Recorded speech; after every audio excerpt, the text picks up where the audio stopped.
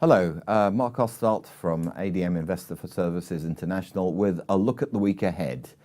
As has been the case for most of this year and indeed many parts of last year, the focus will still be very much on politics, be it Brexit, be it the struggles that Mr. Trump has in the States with regards to the Russia investigation, and of course on global trade as we await to see what the outcome of the US-China trade talks are and whether anything else evolves on US-EU trade talks.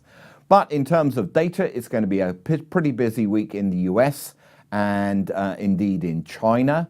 But otherwise, really quite a modest schedule of events elsewhere.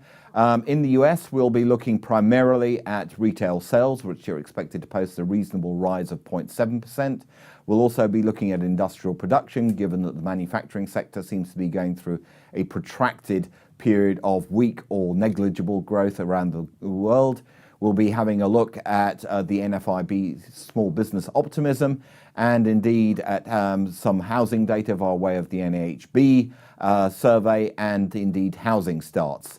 In China, we have the activity data, industrial production, retail sales, fixed asset investment, and foreign direct investment. The focus there is really going to be on whether this huge stimulus which has been injected into the Chinese economy during the first quarter of the year by that massive growth in total social financing is really getting some traction, or whether the March data was actually more of a blip. The assumption is that it will actually continue to show some signs of a pickup, and that at least should give us some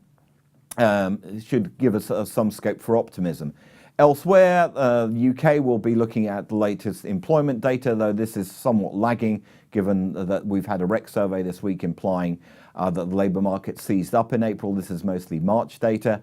And in the Eurozone, it's Q1 GDP in Germany, which should show a pickup. The ZEW survey in Germany, while Canada looks to inflation data and its manufacturing sales.